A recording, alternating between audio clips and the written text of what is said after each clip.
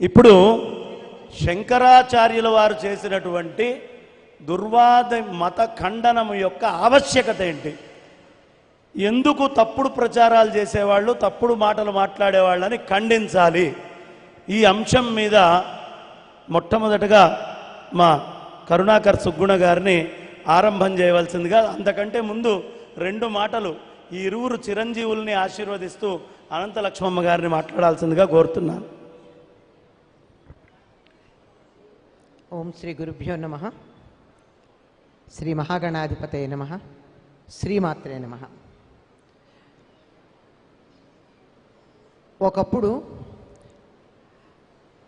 బౌద్ధ, జైన, పాషండ, చార్వాక, నాస్తికాది మతాలు ఈ సనాతన ధర్మంలో నుండే ఉద్భవించి వాటిలో ఉన్న ఒక్క అతి స్వల్పమైన అంశాన్ని గ్రహించి దానిని వికృతమైనటువంటి రూపంతో గ్రహించి వ్యాప్తి చేసి జాతిని మొత్తం నిర్వీర్యం చేయడం జరిగింది. అహింస, అహింస పరమో ధర్మ అన్న దాంట్లో భౌతికమైనటువంటి హింస మాత్రమే హింస అన్న వరకే తీసుకోగలిగారు వాళ్ళు. మానసికమైనటువంటి హింస గురించి వాళ్ళు ఆలోచన చేయల.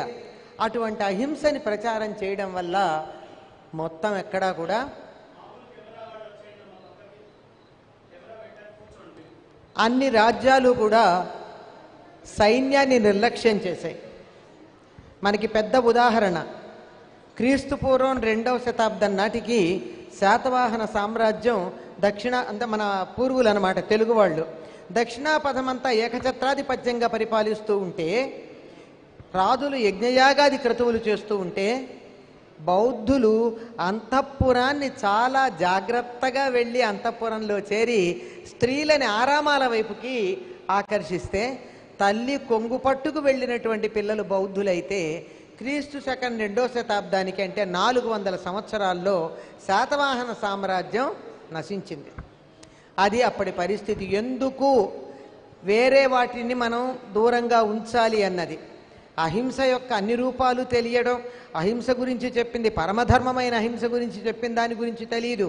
ఊరికే కొట్టడం ఒకటే హింస అనేటటువంటి భావనలో ఉన్నటువంటి వాళ్ళు. ఇలాంటి వాదనల వల్ల సనాతన ధర్మం చాలా భ్రష్టం పట్టింది.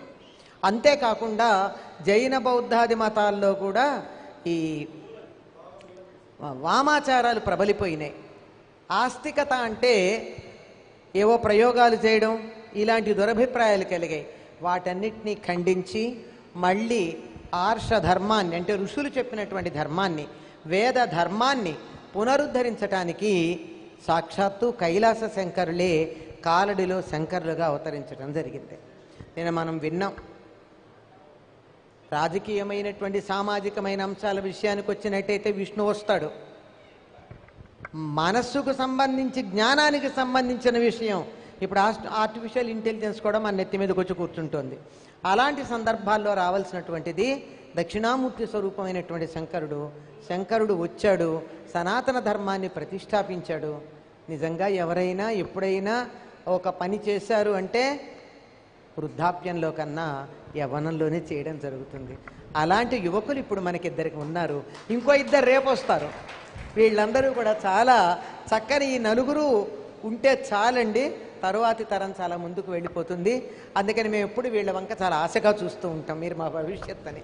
కనుక అది కొనసాగిస్తారని ఆశిస్తూ శ్రీ లలిత్ కుమార్ గారు, చిరంజీవి అనాలి మిమ్మల్ని, కరుణాకర్ సుగ్గున్ గారు, వీళ్ళు తాము చెప్పదలిచినటువంటి అంశాలని మీకు ఏమేం చెప్పదలుచుకున్నారో చెప్తారండి.